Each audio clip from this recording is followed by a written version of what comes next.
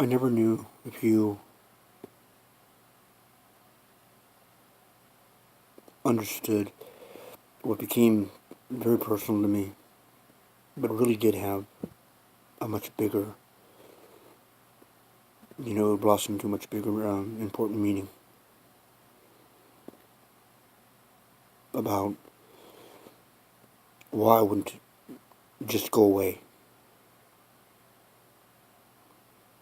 Now, it was very real for me, and I probably will never know what really happened, and I don't want to know.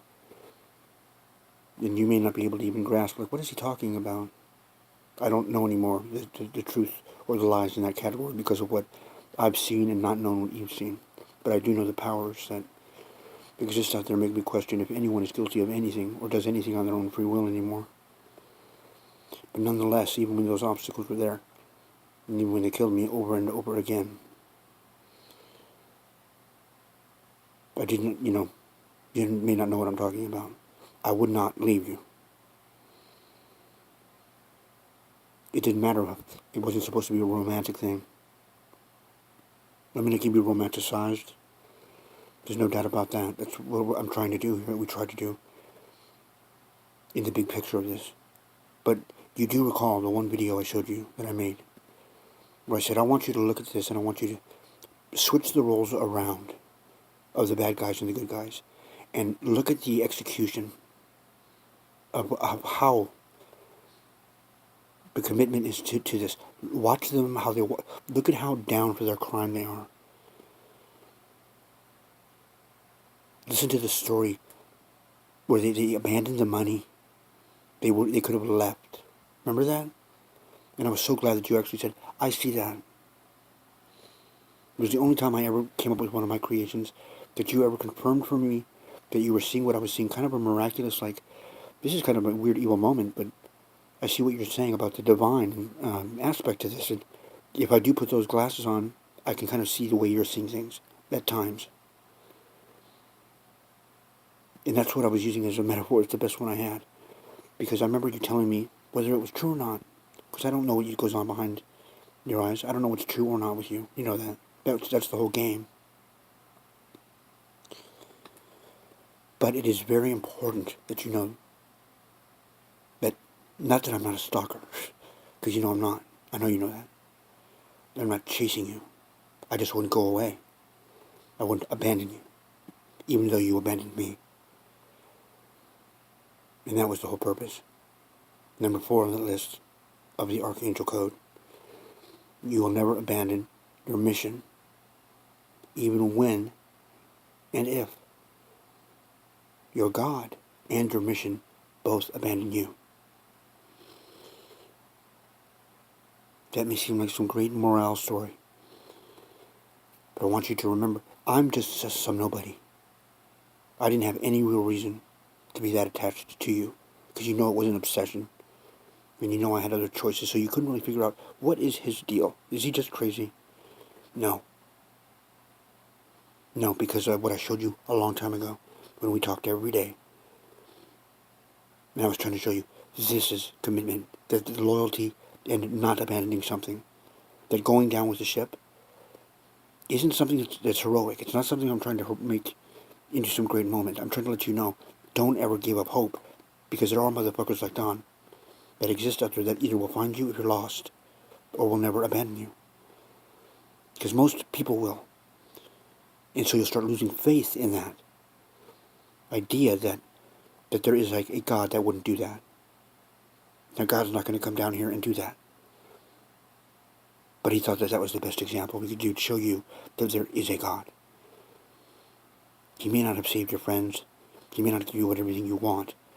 But one thing he did try to show you through me was that if and when something terrible happens, and that's what most people fear in their life, whatever it may be, I'm not saying anything will. I don't think anything will. Don't be quick to think that we've abandoned you. Because Don didn't. He wouldn't abandon you, no matter what you did to him. And that was the Archangel Michael. Because beyond normal, common human decency, and normality.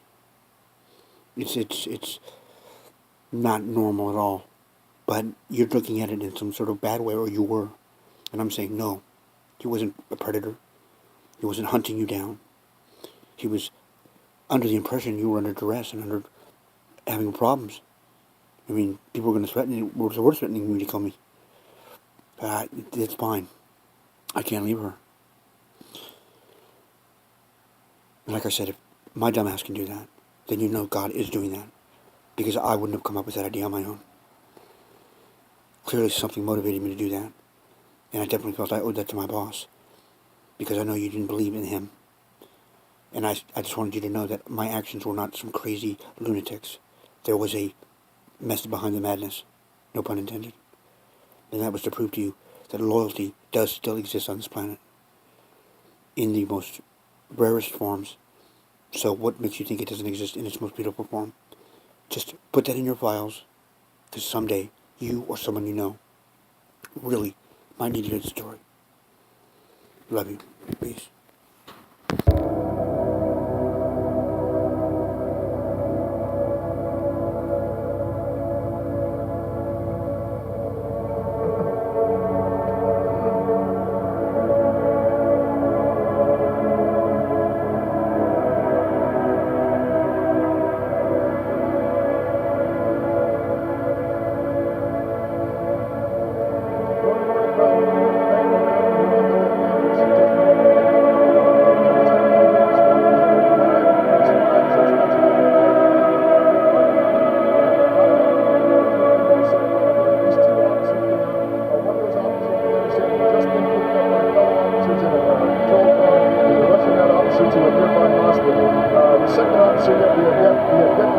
Second officer. Now, the LAPD responded to the scene here on their first call of the bank being robbed, and that's when they were confronted with our pilot Dean is just telling us that they're firing at us right now. So we're going to move off a little bit to the side, but we're going to continue with this picture and tell you exactly what we know. If you can go around to the other side of the building, Dean, that would be perfect, or where we were before. Anyway, Kyle, back to you. What we know now that's going on is we have at least 2 LAPD officers down. When they were confronted by these suspects dressed in full body armor and AK-47 fire, this is what we heard from the dispatcher when we were on our way over here. All officers were to stay away from the scene, were to remain low because they were receiving fire from the bank, and that fire was described as automatic weapon fire, AK-47 fire to be precise.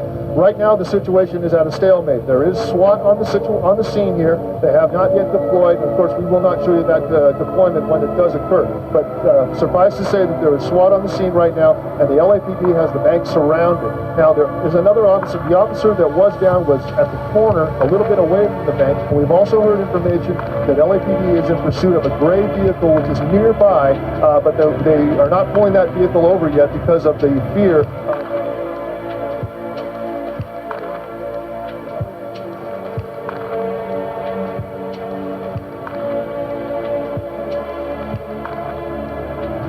Coming around to it, I think, right now.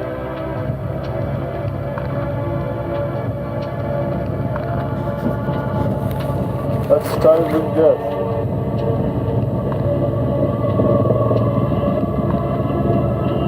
Well, Kyle, we're trying to work our way around the other side of the bank now, where we understand the second officer is injured. We've just seen this white sedan pull up to the scene here. Now, this could be a rescue attempt, or we also were under the impression that the suspects. And here we go. We have LAPD right now. Okay, we have some gunfire right now going on. We just saw some puff of smoke coming out of the side of this white car, and we're exchanging gunfire in the parking lot as we speak. This is a suspect we're looking at right now, it looks like.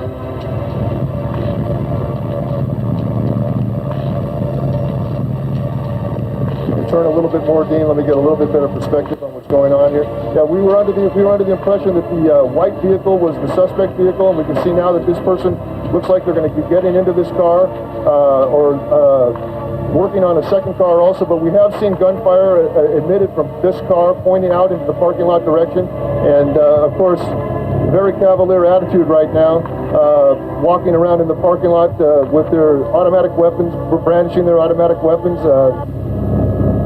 This situation, we were also, one of the reasons we had to leave, Kyle, so quickly is that I was getting reports from our pilot that they were actually firing on us right now. Now, Dean, if we can circle back around again, we're losing it behind the tree.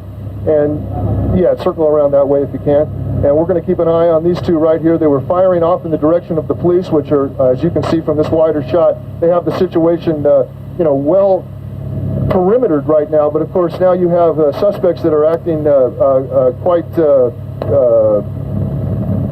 we have suspects that are acting quite brash. Okay, we're following the suspect car right now. We've seen them exchange fire with police already on at least 2 occasions so far since we've been watching.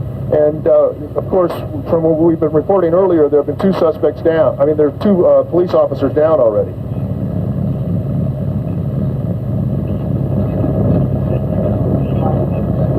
They are opening fire.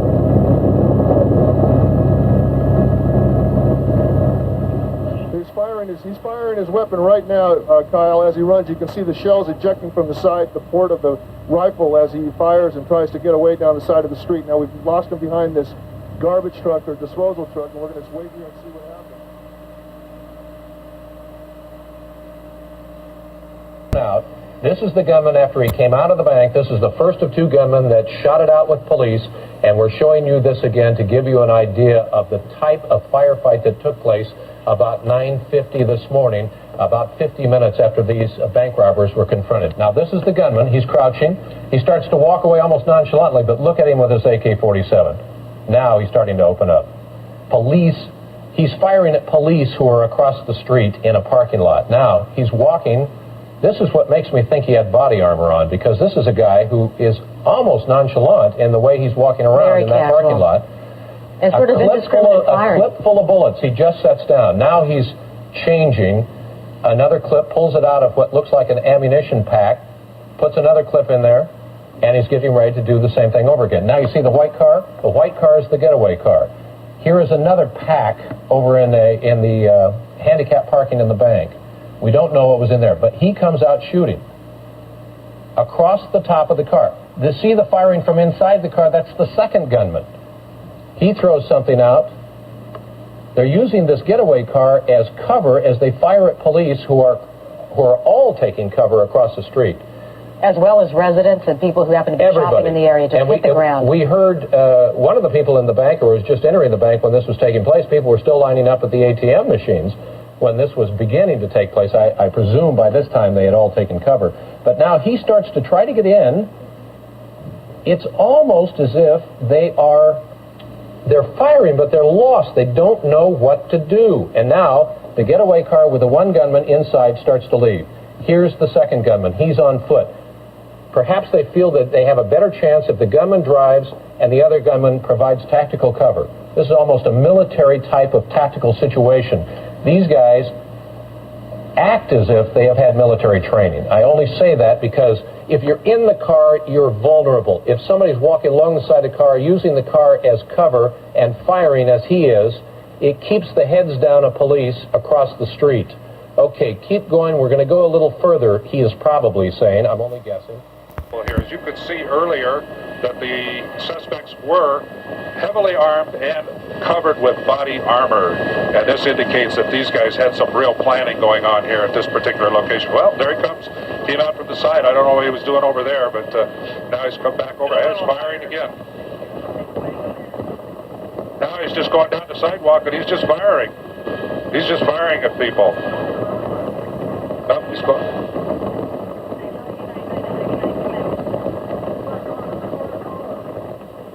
That with no regard whatsoever, not only for their own situation, but for anybody else. They're just randomly firing at anything in the area at all. And it looks like they're caught now just on a side street.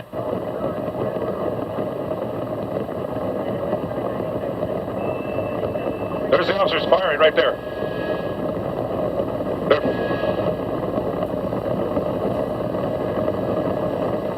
Right, they were firing back toward where the suspect was, and apparently the suspect's somewhere around his truck, but we aren't really sure. We lost him behind the truck, but that's where the officer was firing. He was firing at that suspect in that direction. We haven't really located him yet. Oh, wait a minute, we do have some activity. Here he is. He's right beside the truck, continuing to walk eastbound. Now, I don't know what happened to the person in the car, but this guy is just continuing to walk. Oh, he's firing some more at the officers. And the officers are off to his right, to the right of your picture there, across the street. You can see two officers behind those two vehicles right there, and they're trying to maintain their cover position so that they can stay away from the suspect's gunfire. But I cannot believe this guy is just continuing to come out here and fire at the officers in this area.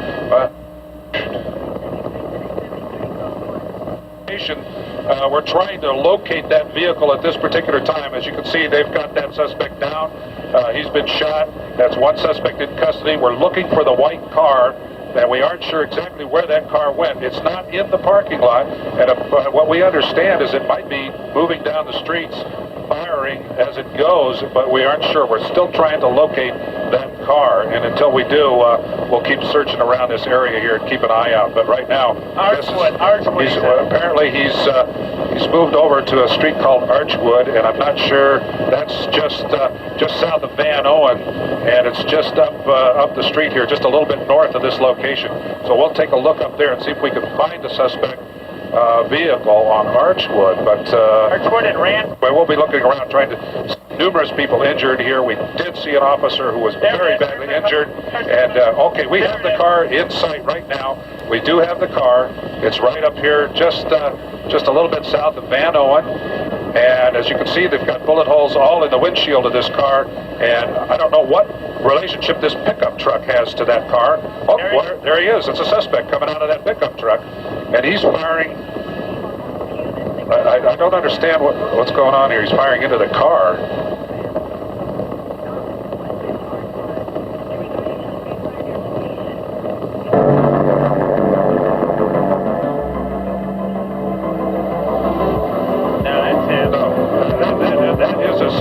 That's a suspect, Kent. I'm afraid to say that is a suspect who is firing. It's not a police officer. He's firing in such random directions that it's obvious that it is a suspect here. The officers wouldn't shoot in that manner, but.